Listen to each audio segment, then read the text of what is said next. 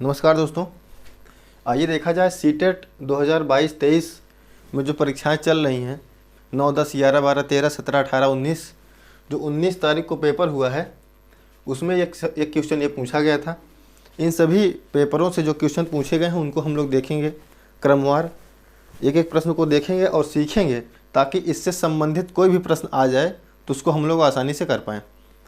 आइए देखें ये क्या लिखा हुआ है। ये रोमन अंक का सवाल है और पूछा गया था इनमें से कौन सा असत्य है, कौन सा गलत है, ये आपसे पूछा गया था। आप अगर जानते होंगे तो इसका नियम है कि जो लिखने का तरीका होता है वो अगर बड़ी संख्या के पहले छोटी संख्या लिखी है तो ये आपस में घट जाते हैं, और यदि बड़ी संख्या के बाद छोटी संख्या लिखी हो, छोटी संख्या क्यों? क्योंकि 50 को L कहा जाता है और X को 10 कहा जाता है। बड़ी संख्या के पहले छोटी संख्या लिखी हो तो वो संख्या घट जाती है, 50 में से 10 जाएगा 40 लिखा जाएगा, और बड़ी संख्या के बाद अगर कोई छोटी संख्या लिखी जाती है तो वह संख्या जुड़ जाती है। जैसे छोटी संख्या फिर बड़ी संख्या तो ये घट जाएगा, 5 में से 1 चला जाएगा 4 होगा, और 5 के आगे 1 लिखेंगे तो ये 6 हो जाएगा। बड़ी संख्या के बाद कोई संख्या तो 1 बढ़ जाएगा, बड़ी संख्या के पहले छोटी संख्या तो ये घट जाएगा। इसी प्रकार से इसको हम लोग देखेंगे तो ये 10, ये 10, 20 और ये 5, 25 ये सही है। ये 10, 20, 30, 2, 32 ये भी सही है। लेकिन यहाँ 2 बड़ी संख्या के पहले छोटी संख्या लिखी गई है, इसका कोई अर्थ ही नहीं निकल रहा है, इसलिए ये जो है गलत हो जाएगा। ये पूर्णतः गलत है। ये है 50, 10, 60 और ये 4 लिखा हुआ है तो 60, 4, 64 ये भी सही है। तो असत्य पूछा गया है तो आपका सी ऑप्शन इसमें सही हो जाएगा। सी ऑप्शन आपका इसमें सही हो जाएगा। इसी प्रकार से और जो सवाल पूछे जाएंगे उसको आप बड़ी आसानी से कर पाएंगे। आइए अगला सवाल देखते हैं। 19 तारीख को एक सवाल ये भी पूछा गया था। 19 जनवरी को सीटेट में एक क्वेश्चन ये भी पूछा गया था कि 130 अंश का संपूरक सप्लीमेंट्री कोण होता है। 4 ऑप्शन दिया गया था कुछ इसी टाइप का। संपूरक कोण क्या है, सप्लीमेंट्री क्या है, 180 अंश है। 180 अंश बनाना है 130 को, क्या जोड़ेंगे 50 अंश जोड़ेंगे तो 180 हो जाएगा। इसी में अगर आपसे पूछ लिया जाता कि संपूर्ण कोण बताइए, संपूर्ण मतलब कंप्लीट एंगल, कंप्लीट कितना होता है, टोटल 360 होता है। कंप्लीट एंगल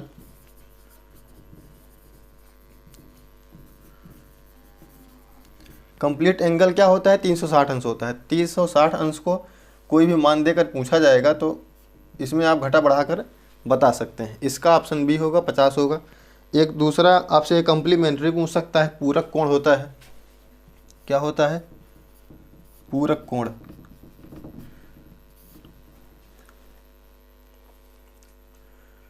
पूरक कोण कितना होता है, 90 अंश का होता है। यह भी आपसे पूछा जा सकता है। 45 अंश देकर पूछ लेगा कि पूरक कोण बताइए। जैसे यहाँ 130 अंश का संपूरक कोण होता है दे करके 4 ऑप्शन दे करके पूछा गया है। 130, 50, 180 आपने बता दिया। उसी प्रकार से आपसे पूछ सकता है कि 310 एंगल का कंप्लीट एंगल क्या होगा, तो 310 में 50 जोड़ेंगे 360 हो जाएगा।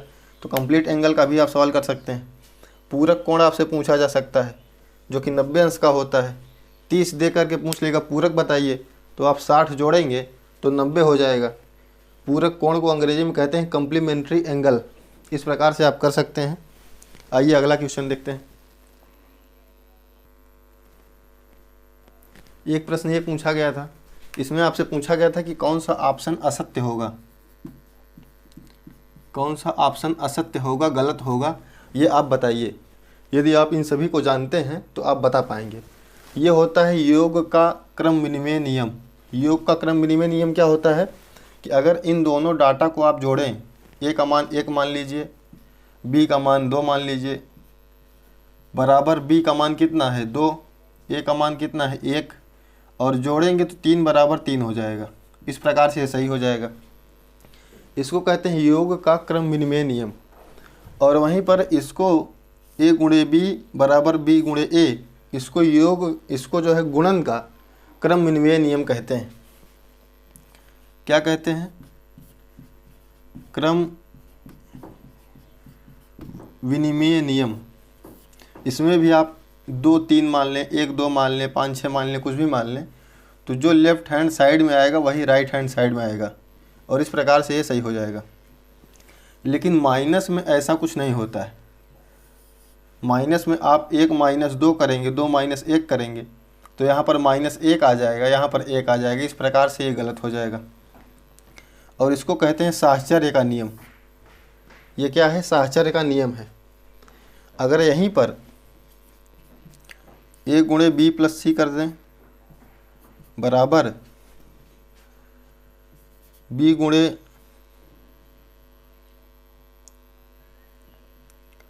a प्लस b कर दें तो इसको कहते हैं वितरण का नियम। क्या कहते हैं? वितरण का नियम कहते हैं।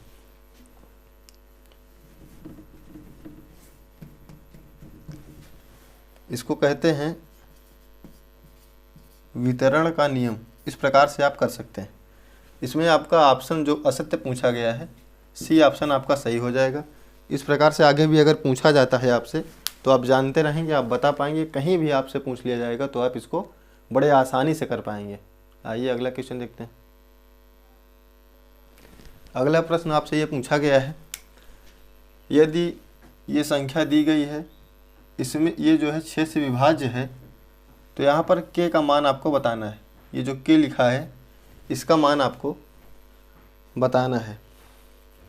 6 से विभाज्य है तो k का मान आपको बताना है। बताइए।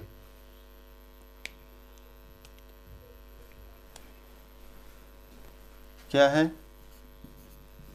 56 234 और k क्या है? 6 से विभाज्य है तो आपको k का मान बताना है। 6 से विभाज्यता का नियम क्या है? 6 से विभाज्यता का अपना कोई नियम नहीं। 6 आश्रित है किस पर?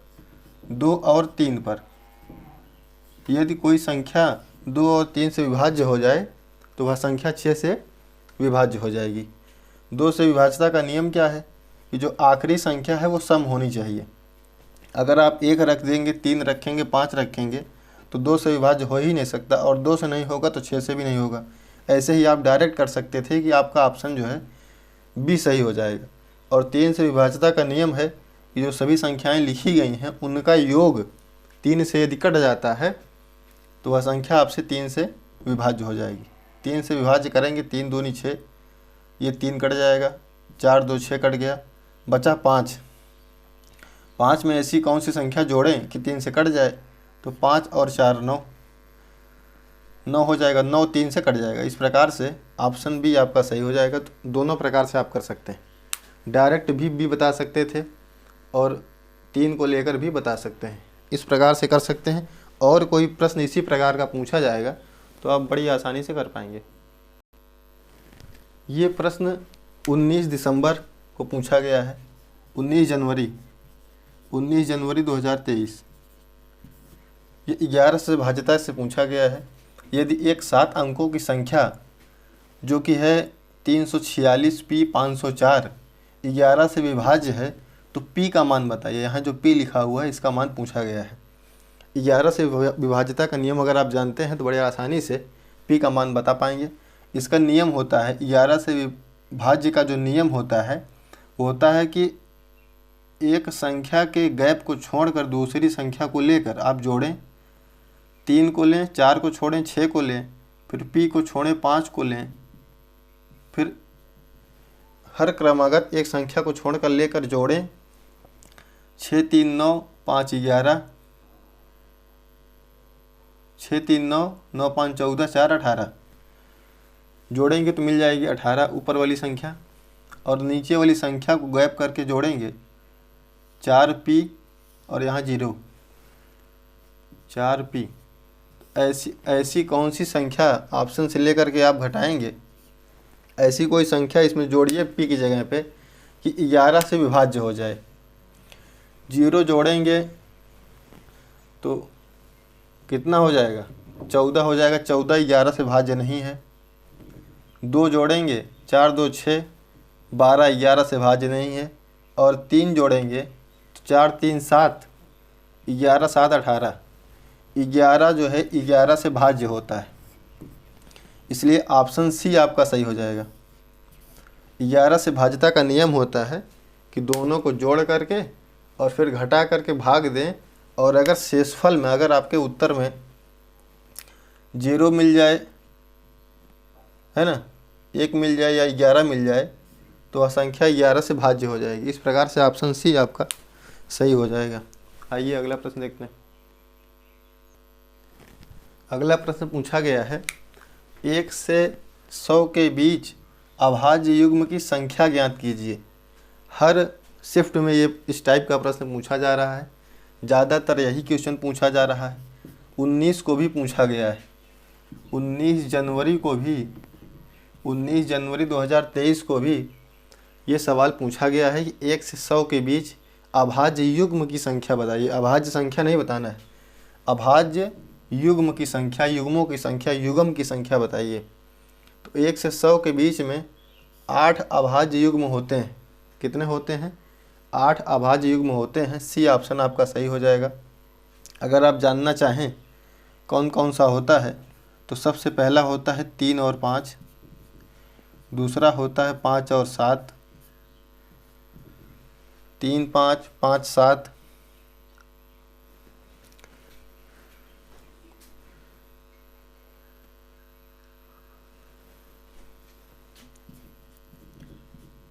ग्यारह 13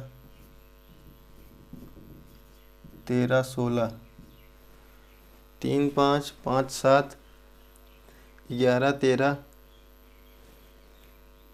13 16 16 19। इसी प्रकार से 8 संख्याएं होती हैं जो 1 से 100 के बीच अभाज्य युग्म। इसको आप याद कर लीजिए, हो सकता है आगे फिर से पूछा जाए। दूसरी तीसरी बार ये पूछा गया है। 1 से 100 के बीच में कुल कितने अभाज्य युग्म हैं? 8। और अगर 1 से 50 के बीच में पूछा जाए, 1 से 50 के बीच में, तो 6 अभाज्य युग्म होते हैं। 1 से 50 के बीच में 6 अभाज्य युग्म होते हैं और 1 से 100 के बीच में 8 होते हैं। ऑप्शन सी आपका सही हो जाएगा। आइए अगला प्रश्न देखते हैं। ये प्रश्न भी 19 जनवरी को पूछा गया है। कब पूछा गया है? 19 जनवरी को। 19 जनवरी 2023 सीटेट में पूछा गया है कि एक आयताकार भूखंड की लंबाई 16 और चौड़ाई 9 मीटर है। आयताकार भूखंड है जिसकी लंबाई कितनी है? 16 मीटर और चौड़ाई कितनी है? 9 मीटर है। एक अन्य वर्गाकार प्लाट का क्षेत्रफल समान है। आयताकार कोई भूखंड है जिसकी लंबाई कितनी है? 16 और चौड़ाई 9 है। एक अन्य वर्गाकार प्लाट है। क्या है? वर्गाकार प्लाट है, कोई नया प्लाट है जिसका क्षेत्रफल समान है। इसका क्षेत्रफल कितना हो जाएगा?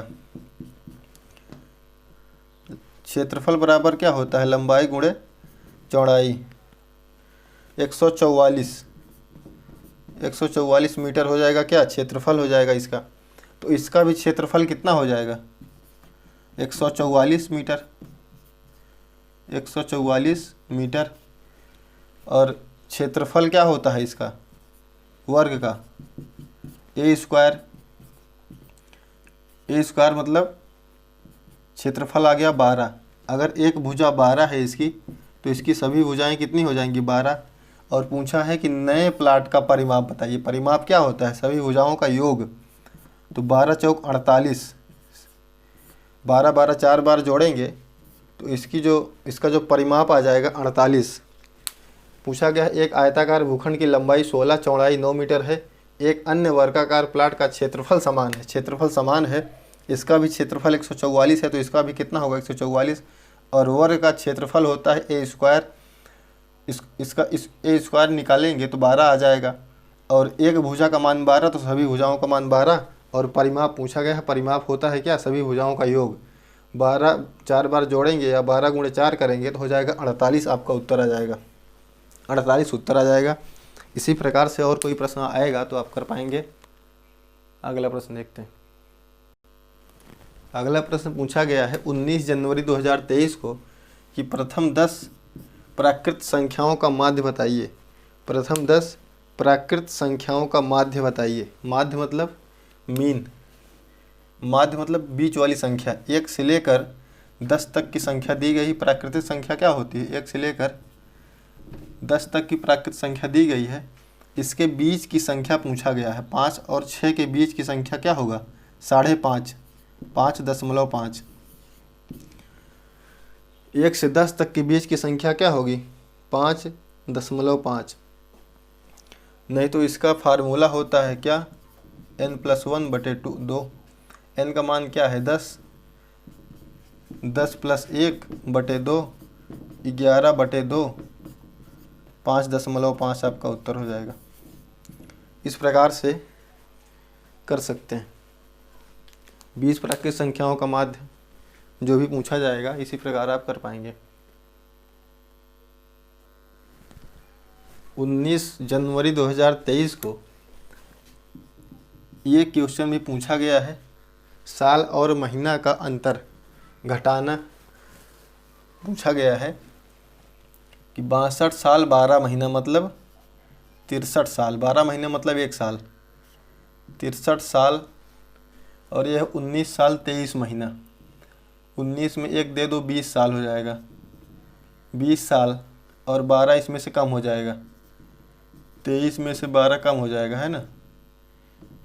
बचेगा कितना? 11 महीना। 20 साल 11 महीना।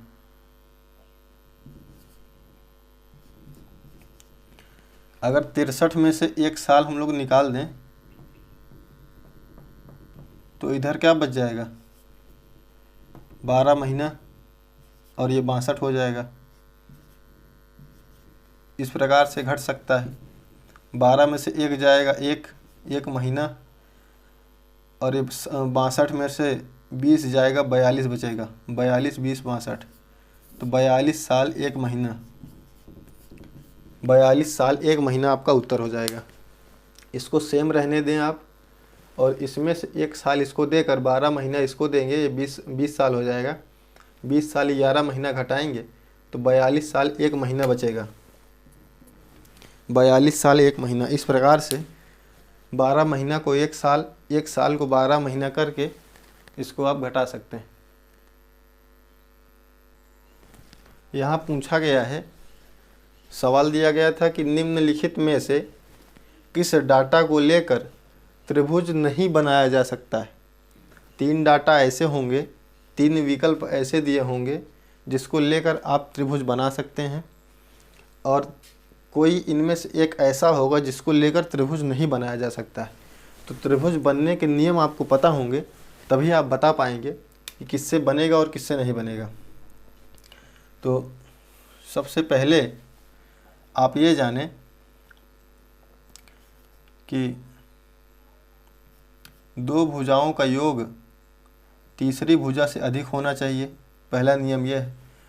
इस नियम को फॉलो करेंगे तभी त्रिभुज बन पाएगा। और 2 भुजाओं का अंतर तीसरी भुजा से कम होना चाहिए। यहाँ ग्रेटर देन इसको बोला जाता है और इसको लेस देन बोला जाता है, नीचे वाले को। और नियम जो होता है, 2 भुजाओं के वर्गों का योग तीसरी भुजा के वर्ग के बराबर होता है, समकोण होता है। 2 भुजाओं के वर्गों का योग तीसरी भुजा से अधिक होता है।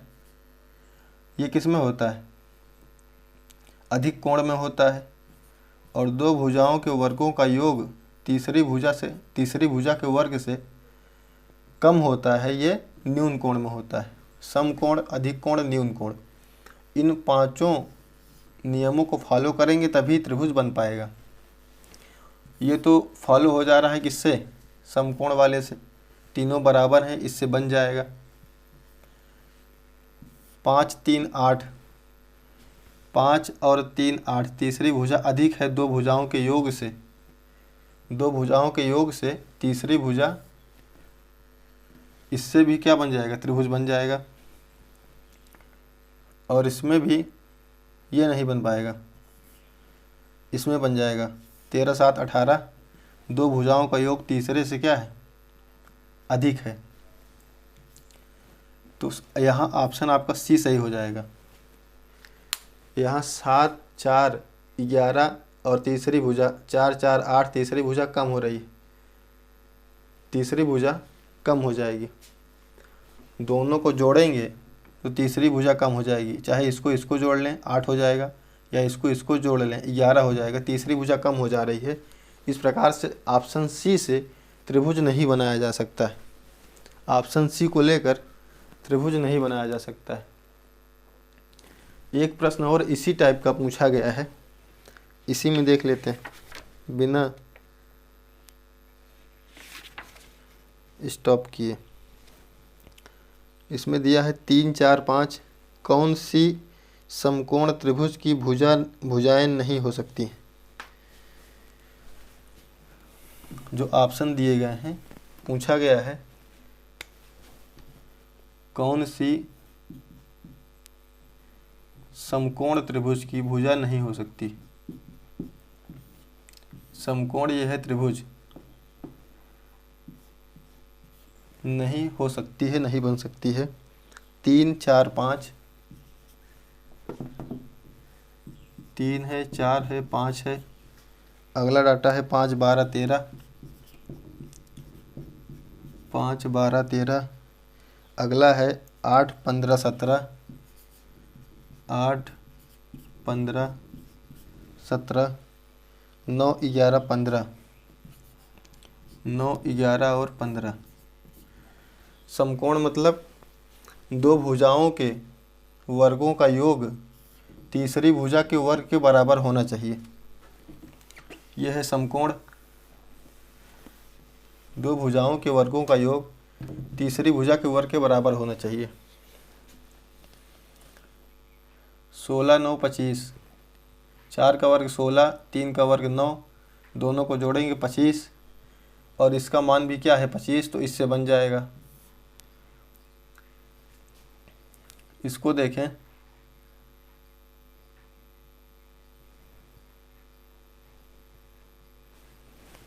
इससे भी बन जाएगा।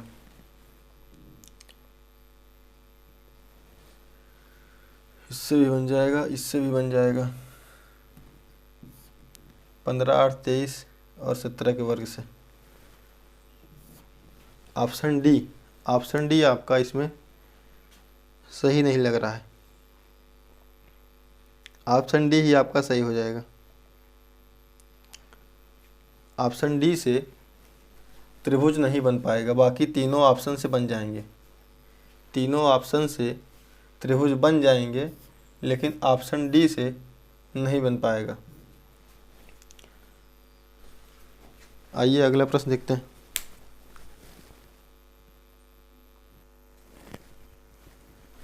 ये प्रश्न पूछा गया है, आयत की लंबाई 12 और चौड़ाई 8 सेंटीमीटर है। चौड़ाई कितना है, 8 सेंटीमीटर है। लंबाई 12 है, चौड़ाई 8 सेंटीमीटर है। सभी कोणों से 3 सेंटीमीटर भुजा का वर्ग काटा गया है। सभी कोणों मतलब सभी कोनों से 3 सेंटीमीटर भुजा का वर्ग काटा गया है। नए आकार का क्षेत्रफल बताइए।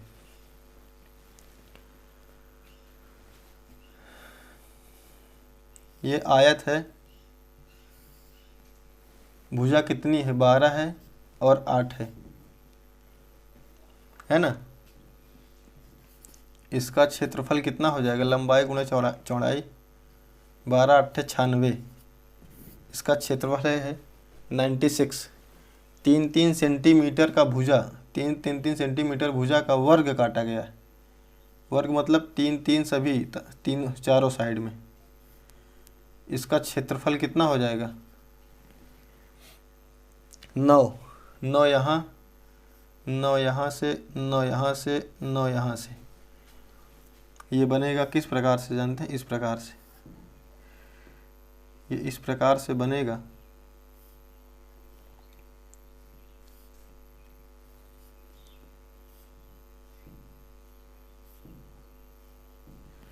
ये इस प्रकार से बन जाएगा।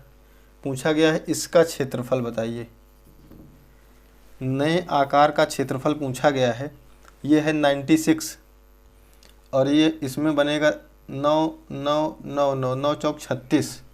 अगर 96 में से 36 निकाल लिया जाए तो जो नए आकार का वो बना है क्या आयत, उसका क्षेत्रफल मिल जाएगा।